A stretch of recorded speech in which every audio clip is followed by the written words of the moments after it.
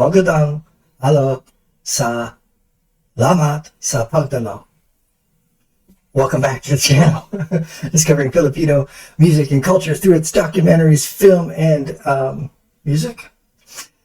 I'm your host, Jay Fragment, ex-touring metal musician. We're getting into episode 7 of CashualChuck's fantastic series. It seems to be an absolute primer for anybody who wants to be 18. I think by the end of this, I'll be fully adopted. Let's see. Get right into it with the boys. This is SB19 at their most broken state. And there's one thing in common behind these emotional breakdowns. Family. In my years of supporting them, never have I ever seen them break down because of their critics and bashers. Except for this infamous interview. SB19 were called gay and accused of imitating K-pop. Yeah, this was a messed up interview with lots of disrespect. It was wild. Tatang Robin rushed in to back them up. They were fine at first, smiling as they try to keep it together. Nung questioning sa atin nung una natin, offensive. Until they can't. Alino ba kayo?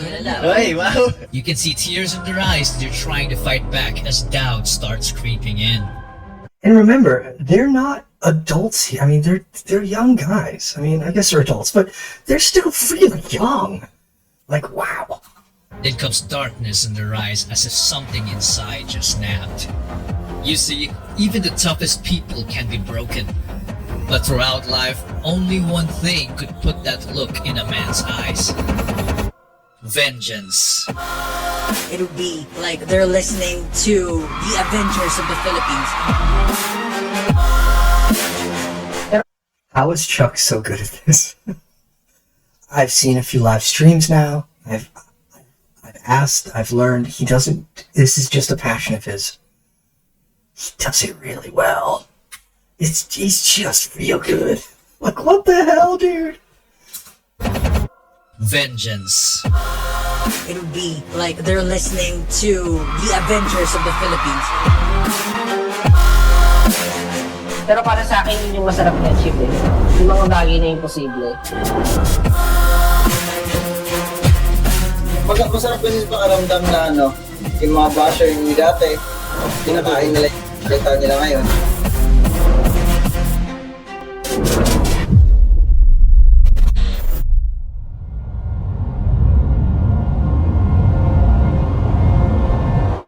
SB19 paved the way. You might be used to seeing the statement in the comment section of any SB19 related video, especially in response to those who doubt or downplay SB19's impact in the music industry.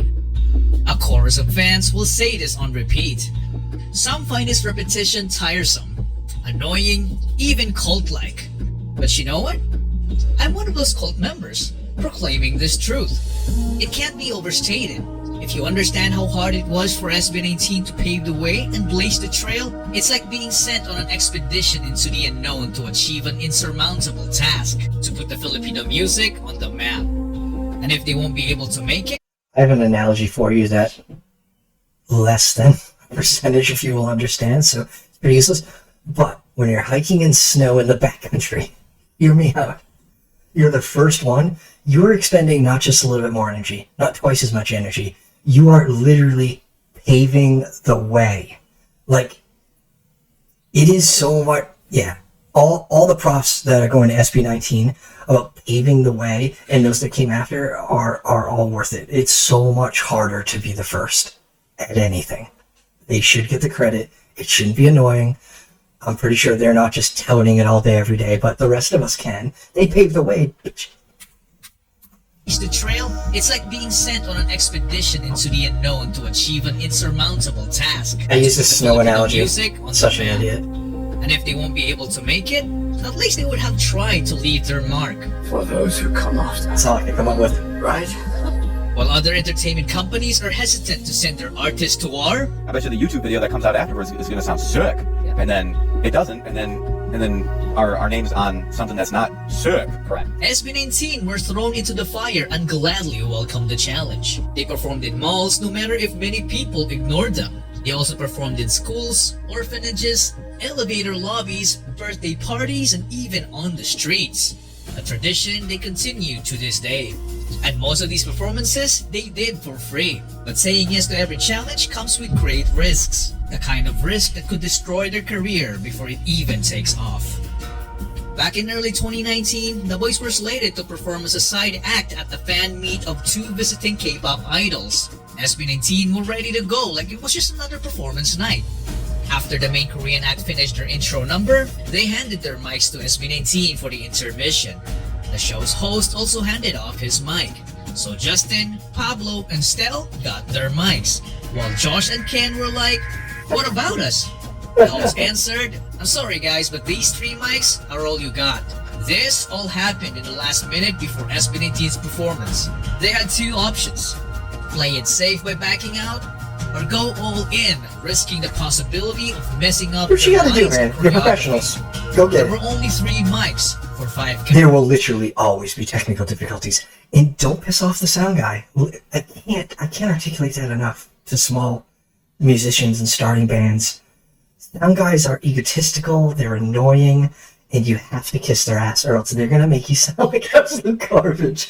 So just deal with it. Like, technical difficulties happen, and these guys, I'm sure, are just gonna push forward. It's what you have to do. Messing up their lines and choreography. There were only 3 mics for 5 guys. But what happened next? What a was the picture! stuff of Look at legends. Pablo.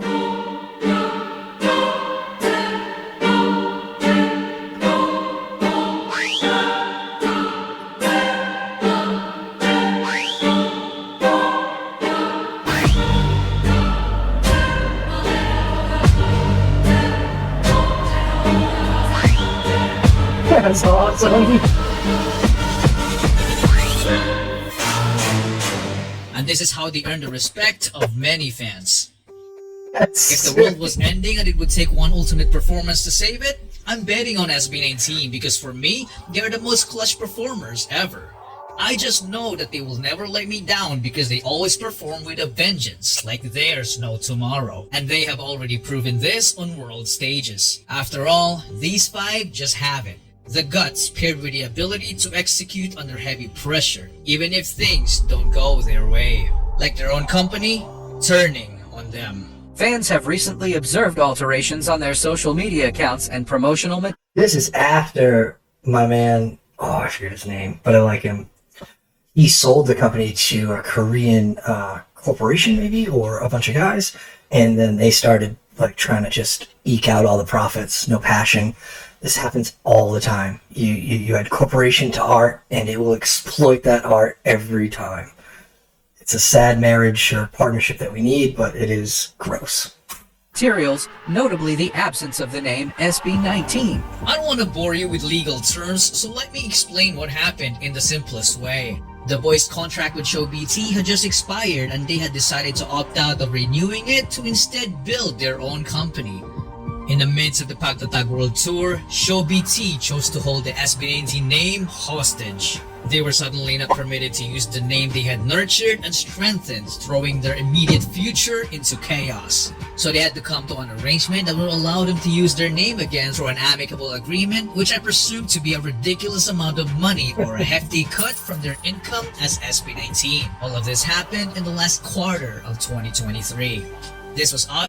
Or it could be peanuts. Like, I don't think any of us know, right? Like, it would be interesting to know the financial twist, but it could be a percent of a percent, or it could be some outrageous amount. But they did have the choice to rebrand and go global with a new name. I know that's a little crazy, but SB19 isn't exactly like, I don't know.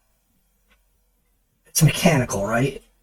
Like, I know we have a feeling towards it now, but it's just because they built it around it. It's really just a code, right? So there's no like, oh, you're changing your name from Dream Mother River Ship, you know, which has a certain hippie nature. You've got visuals, and they're changing it to CK25. People would be pretty bummed. But if you go the other way and they came up with something that like maybe represented them now as a band, a name, I think that could have worked. I don't know the financial dealings, I'll just be quiet, but I think they could have rebranded. SB19. Prince did it. Jonah Vinay? I don't even know her last name because she's rebranded herself into a monosyllable thingy. One name. She's Jonah. This happened in the last quarter of 2023. This was obviously a major setback to SB19's newly formed company, 1Z Entertainment. But remember how I described them as clutch performers?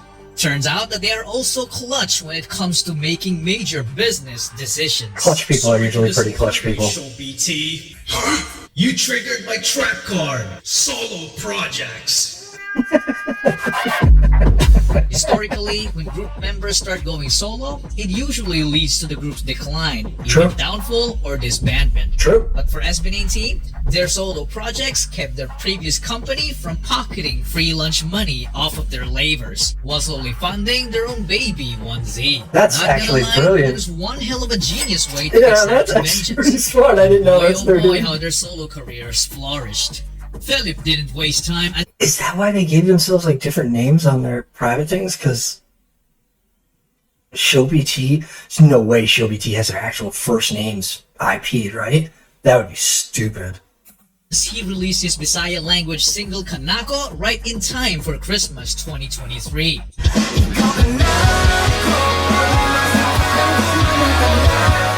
Followed by Justin's first solo release, his international caliber Sunday Morning cover in January 2024.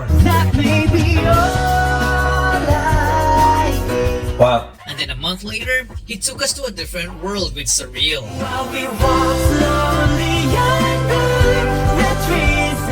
A couple of months after, Philip was still on his path to vengeance with Fake Faces. So don't tell me it's wrong, 'cause it's not. I don't trust nobody.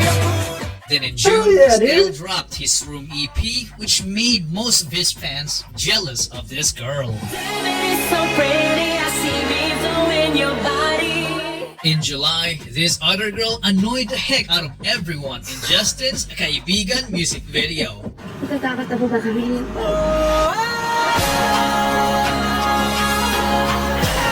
Philip, as usual, stayed vengeful when he released his 7 Sins album. This is the one I want to check out.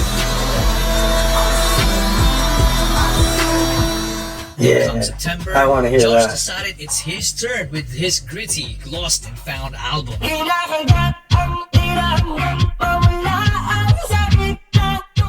And finally, Not gonna lie, that was pretty interesting. And I like him. I think he's the one with anger issues in the group. I kind of relate to this guy. decided it's his turn with his gritty Lost and Found album. Yeah, that's weird. That's interesting, right? How the vocals are crunching in and out with the bass. I want to hear more of this, Mr. Josh Collin. And finally followed by Pablo's double album, You guys keep telling me to do this one. I want to do this one. Alon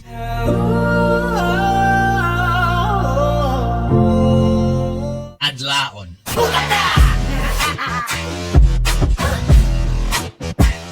I'm telling you, That beat was gross. Tell me that beat doesn't just make you want to go out and buy that record. That beat was gross. Oh my god. Oh, I want to hear that song. I need my pen. Pen and paper. That's right. Youngins. Actually, my audience is like my age and older, which is actually pretty cool. Hello, old people. Welcome. Be old with me. Boy Who Cried Wolf. Yes. But who produced that? That beat is nuts.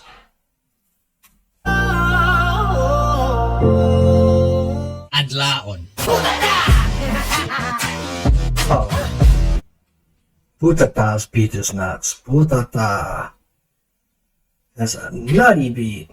Give it to me one more time. Adlaon.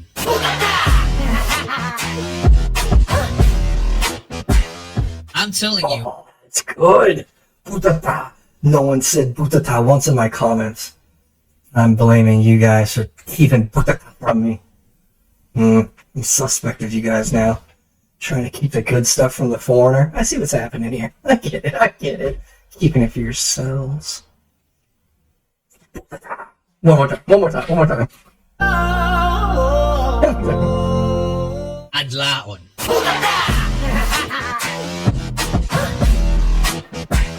I'm telling you, their individual talents leveled up like crazy in their solo era. Justin's world building, Philip's unapologetic creativity, Stel's aura forming, Josh's storytelling, and Pablo's pen game were the major highlights for me.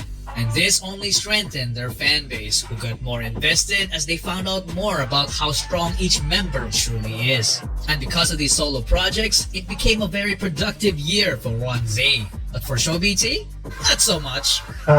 Because the boys didn't release much as a group, just a few collabs from here and there. SB19 recently got him on a checkmate with vengeance. It must have been very frustrating for Show BT, so much so that they decided to abandon the trademark that same year, which allowed 1Z to register it under them. And as of December 27, 2024, the name SB19 and its trademark finally belong to its rightful owner. Well, they may have bought it out, right? Like, I don't think they let that lapse. No matter what, that still has value. I'm guessing it was a business deal, but maybe Chuck knows more.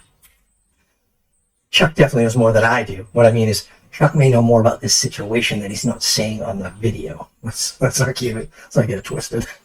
Or the name SB19 and its trademark finally belong to its rightful owner. The major setback was finally over. Yeah. And because of this, I can't help but feel that SB19 is somehow protected from bad things by some greater force. Oh, don't say that. Knock on wood. Don't you agree? In movies, you could call it plot armor. Yeah. Or in life, it's what some may call karma. 18, knock on some wood, bro. Remember these journalists in the intro? The guy who accused SB19 of imitating K-pop is this guy. Thank you naman for inviting me again to your show. He was a feared entertainment columnist known for his brutally candid and irrelevant questions to artists. Just a month after SB19's Go Up press conference, he passed away. Oh, Jesus, man. The one who questioned Stel. Okay, that's a weird way to put it, though, Chuck. Like, Jesus. I thought it'd be like, and he had to go find a different job because people were annoyed with his bad questions. Chuck's like, and he effing died. Smooth reporters. His gender Chuck is this guy. The same guy This guy was kidnapped, and they're like, no, Chuck, no. who asked this question to Beyond Zero. Ano ang meron kayo, ang Beyond Zero, na wala sa SB19? As we all know, SB19 has the K-pop influence, the Korean influence. I don't know if that's true. But we, Beyond Zero, came from the dance community at first hand. And kami, we have that hip-hop influence, and we're very proud of that. Okay. And we really think na yung pagiging part namin ng hip-hop community, yun yung magbibigay sa amin ng edge to go global. As all of you know that we are actually TikTokers before all of this happened. And the same They were individual TikTokers that came together to form a group. Do we have any idea where these guys are now? I'm just saying that does not sound like a recipe for success. God bless me if they're doing well. It sounds like a nightmare. We are actually TikTokers before all of this happened. And the same guy who said this to Callista. Inabot niyo rin ang launching ng SB19. Sana lang sa dulo, mas mataas pa rin kayo sa SB19. It's a weird thing to say to them. He's still active to this day on his Facebook page with 32k followers, posting gossip about celebrities. But looking at the level of engagement he gets, not many people seem to care anymore. But what? Chuck is on a freaking warpath. Don't bet. You know what? I actually like this. I like this. Don't mess with the boys. Because, you know what's great? And they do this in hockey, which another thing you guys probably don't know. There are people in hockey that can really finesse the puck, right? But there's big brutes out there too that are aggressive. And if your opposite team's big brute messes with your finesse guy, like basically these guys are messing with our dudes that don't want smoke from anybody. SB19 is not out there causing problems, causing rifts, and they're just catching strays, left and right, catching strays. A big dude that is not an SB19 is going to come back and smash you. And that's how life is supposed to work. Our finesse guy, you leave our finesse guy alone.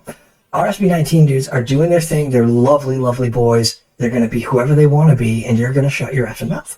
Because 18's not going to take it. Chuck's on the warpath. I'm here for it. Donate to Chuck. But looking at the level of engagement he gets, not many people seem to care anymore. But what about Beyond Zero? Honestly, I don't know. All of the members disappeared except for their leader, who is now happily Called it. performing as a drag queen. What about Callista? Well, they're still active, down to 4 members from the original 6. They're doing okay, having just released their latest song, which they even did a TikTok with Stell and just. Man, these guys are catching strays because they didn't say anything bad about SB19. They were just at a press conference where a guy asked a shitty question. Like, damn, Chuck, put the blades away. I don't think they did nothing wrong. TikTok with Stell and Justin. Oh, that's cool. Now I'm sure you recognize these folks. Instead of supporting their fellow countrymen, they resorted to mocking SB19's appearance and branding them as K-pop copycats.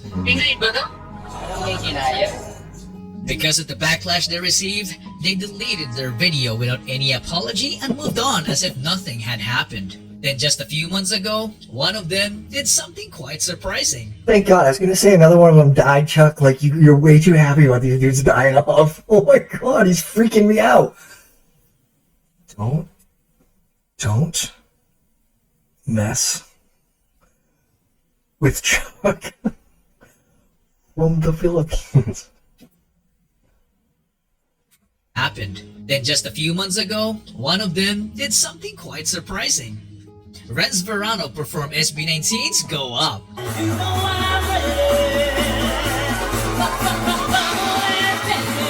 The same exact song they criticized 5 years ago. Now who's the real copycat? Another set of infamous. I don't want to move on from that. That's an embarrassing thing to do. Like, bro, stick to your point. If you don't like them and you think they're goofy as hell and corny and cringe, you can come back to that being like, oh yeah, but they moved on from this and that. They got their own stuff. But like, don't be covering their song that you wrote. Bro, tell me you have no substance without telling me you have no substance. 5 years ago. Now who's the real copycat? Another set of infamous bashers are these brothers. K-pop. Iba para sila. K-pop pangit.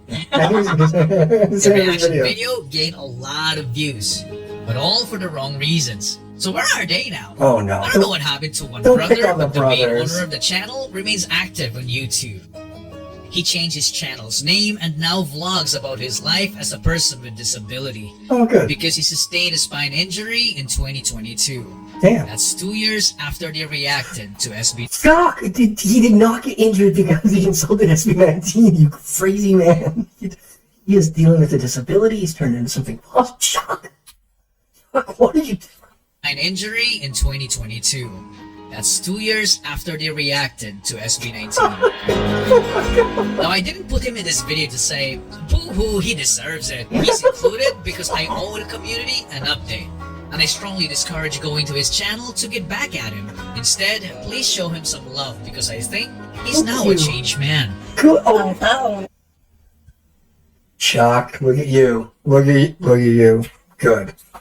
Please show him some love because I think he's now a changed man. Ang taong naninira sa kapwa ay siyang kaawa-awa. Tanggalin ang inggit upang ikaw ay lumigaya at di kaawa-awa. There are many more people who criticized SB19 before, then fell off after a while. Others started as doubters and made a sudden turnaround to become SB19 fans after receiving some backlash. Whether they are genuine or not, it's all up to you. But I've decided to not cover the clash. I would love to see the backlash these guys got because I backlashed the hell out of them in my video.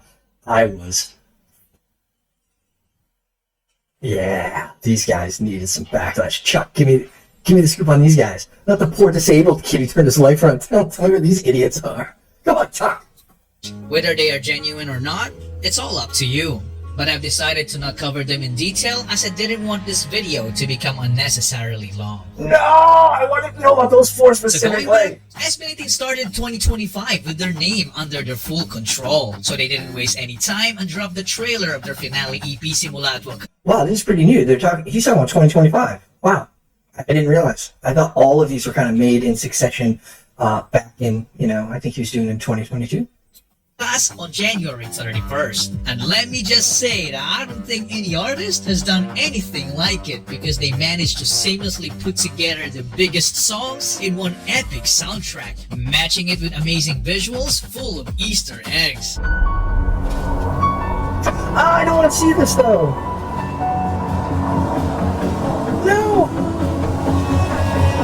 Oh, I did like that. Yeah. That seems like that. Wait, they put all 4 songs in this? Shut up. I didn't know it was like... I didn't know there was going to be like a visual, artistic... there's so much... They put out so much content. It's unreal. You know, back in my day, Poison would put out a video for a song. We'd watch it and enjoy it for the next 70 years. No updates, changes, or visual lyric videos. Back in my... anyways, I'm just a little overwhelmed by the amount of great things that are out there that I need to watch.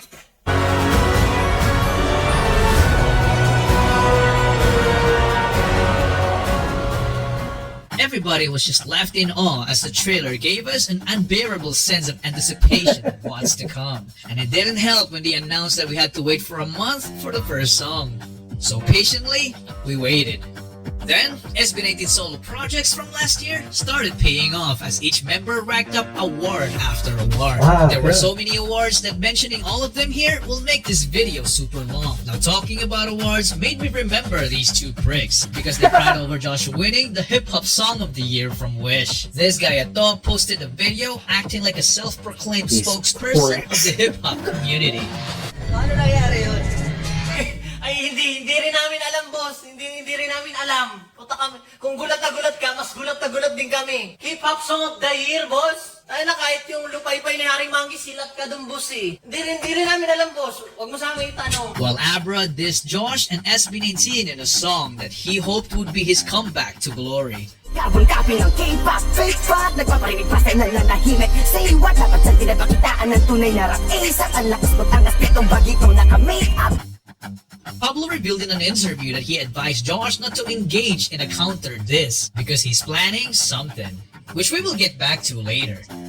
But 18 didn't just stand around in silence. They responded with a vengeance by dropping their own diss tracks to defend SB19. This is already 10 times better than the diss track that you do.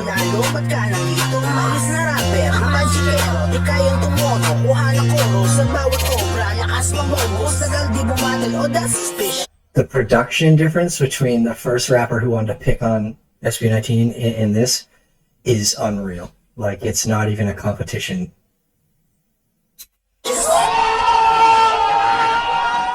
So the aftermath of all this was that To's Facebook page got deleted, while Abra's listeners' count stayed at mediocre levels. On February 28th, The Dam Broke easily became hands down the best music video that came out of the Philippines because of its grand and epic scale. You can tell that making the music video wasn't cheap. They just nailed everything. The characters, the costumes. Alright, if this is for Damn, I can watch this because I just did the first take version. The song was very cool, loved it. Now I can watch this and pay attention to the visuals. Very cool. I don't like doing like super interesting visuals with super interesting music with super interesting lyrics. My brain doesn't have 3 concurrent processes that can do that. Like, I'm focusing usually on music first, then I'll hear about the lyrics, or I'll catch one kind of in the music itself, and then maybe the visuals.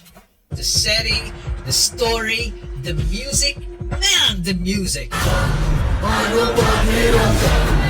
It was so unique that you would never think of hearing it anywhere else. The clever use of Philippine traditional instruments also made it stand out. I was talking about those traditional instruments, and a bunch of you answered with a few instruments. I'm still gonna dig in and see which ones, see if it all makes sense, see if it is true. But yeah, talk to me about the instruments, because I loved them and I couldn't place it, but I loved it. Anywhere else. The clever use of Filipino traditional instruments also made it stand out as a masterpiece. But my most favorite thing about the song is the lyrics. Like, who the heck talks about self-accountability and the less desirable things like temptation and greed? Pablo's writing is just second to none. It's good. The music video racked up 1 million views in 10 hours. Yeah. And after 24 hours, it quadrupled that amount. The view count of the MV kept rising to the point of it becoming #1 trending in the country. And SB19 weren't done. Dude! 2 months later, they released the Simulata EP. And I have to give these two clowns some credit that they deserve. Because thanks to them, we got Dunka.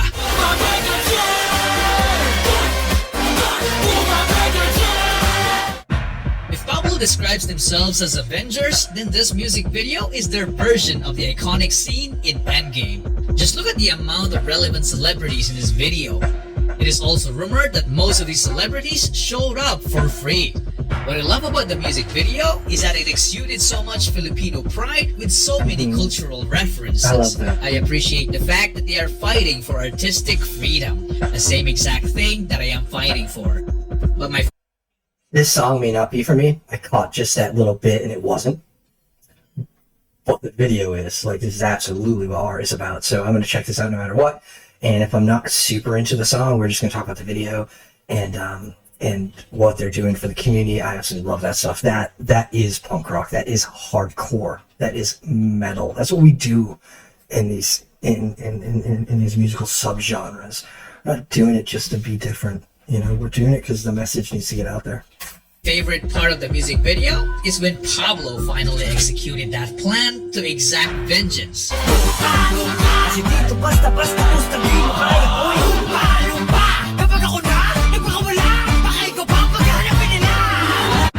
Another music video that dropped the same day was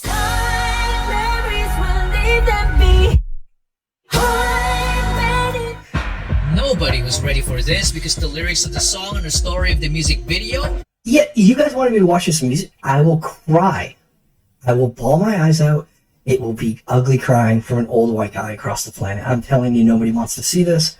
I'm glad I caught the wish-wash comparison, because even the little snippet of this, I'm already gonna, with that song and the lyrics, no.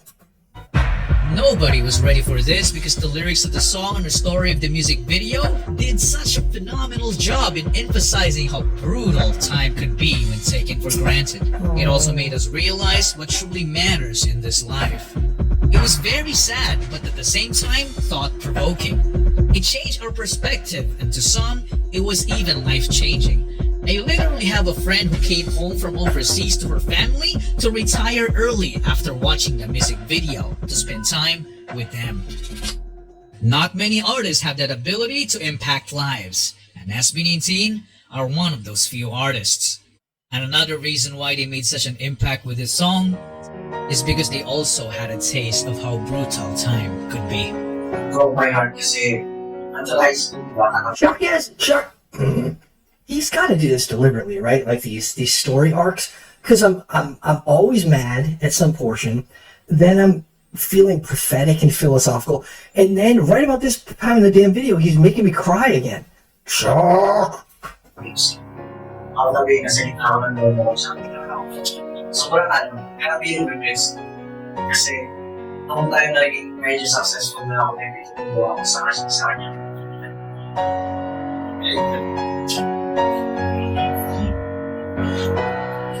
Actually, hindi pa ako nakapag-move. Sinabi ko sa kanya na bakit ngayon gusto kong gawin yung mga bagay na hindi ko nagawa sa'yo dati kasi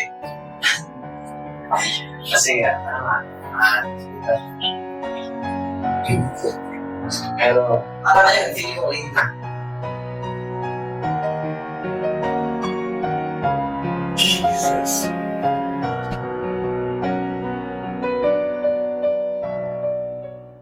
Now I'm running out of ideas how to transition from this song, so I'll just do this.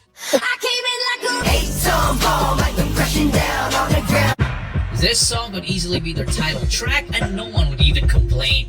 And the swag in the chorus just makes you feel like some invincible badass. But if you like rock, here comes Philip's Quit. That song, well made music. Quit.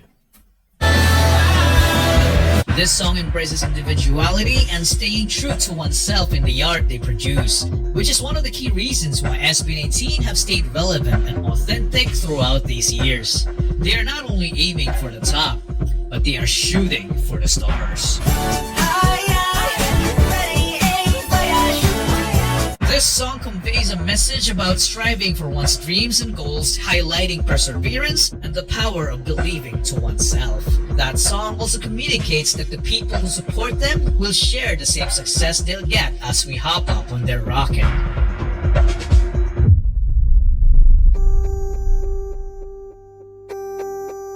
So to wrap it all up, SB19 Simulata Wakas EP was an epic comeback. Get into it. All I can't tracks wait. charted everywhere in the world, racking up millions upon millions of streams, a fitting vengeance to their haters. So what have we learned from all this? For me, I learned that there is a healthy way to take a path of vengeance. SB19 showed us that they are capable of fighting back when backed against the wall. They also proved how great of a tactician they are by picking their battles and knowing the perfect time to strike back. And I also learned how powerful 18 is, because every time SB19 gets attacked, we were always ready to clap back with a vengeance. And the rest of the obstacles that might derail SB19's path to greatness? Well, let's just say that karma will do its work. I hope so. And for the haters who still say that SB19 did not pave the way, this message is for you. It is a profound honor to stand before you today to celebrate a group that has not only captured the hearts of millions, but has elevated Filipino pride on the global stage. SB19. Cool is that? As the Velarde map once guided explorers to new frontiers, SB19's music and dedication serve as a beacon for the next generation, lighting the way toward endless possibilities. SB19, you are more than just artists. You are modern-day navigators, charting a path for the future of P-pop. This commemorative map, it is so well edited. It's hard for me to get through this stuff without just saying how good this is. His MTV quality. He's you on a journey. He's got this beat going. This is a political speech. You know how boring political speeches are? Oh, even if you love what they're talking about, he has made it exciting and interesting and a crescendo from his video. future of P-pop. This commemorative map, a testament to our history, symbolizes the courage to embark new journeys.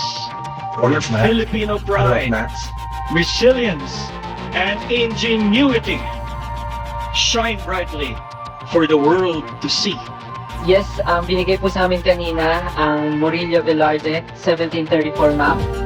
It's more than just a map dahil naniniwala po kami na ito po ay simbolo ng ating nakaraan at patunay ng ating kasalukuyan at gabay sa ating kinabukasan. Dahil po dito, patuloy na hinihikayat namin ang bawat artistang Pilipino na yakapin ang ating kultura at karanasan. Dahil ang bawat obra ay nagiging bahagi ng makasaysayang mapa na gagabay sa susunod na henerasyon. More than a historical document, this map represents profound truth that our identity as Filipinos is embedded not just in our culture but in every piece of land and water that we continue to honor and protect. Our responsibility and hope goes beyond resilience, lies in understanding our roots, embracing our identity, and acting with genuine love for our nation. Ang karangalan ito, ang paalalang ito at ang tungkulin ito ay hindi lang para po sa akin. Para ito sa bawat Pilipino dito man sa Pilipinas o sa iba't ibang panig ng mundo. We promise to honor this responsibility, serving as a bridge between our rich history and the modern Filipino spirit. Congratulations, SB19. Thank you for being our modern-day map makers, guiding us toward a brighter future for Filipino music and culture. May you continue to go up, shine brightly like the stars, proving that no challenge is too great for those who dare to dream.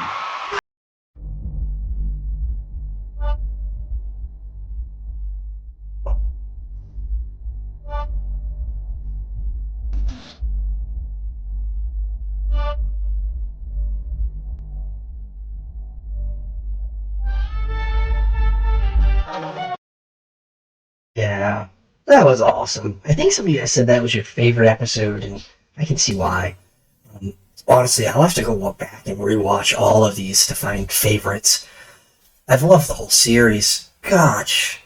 Metallica had something like this when they put out Injustice for All in like 87, maybe in 1990. They came out with this like Metallica 1 box set, and it was like the entire making of the Black Album, which is the album that most of you guys know with like Enter Sandman and stuff on it, and The Unforgiven and Sad But True. This is the Black Album. So they actually went in the studio with Bob Rock, their producer, and you get to see the entire behind the scenes of how they made this record and how they kind of lived, and it's done so well.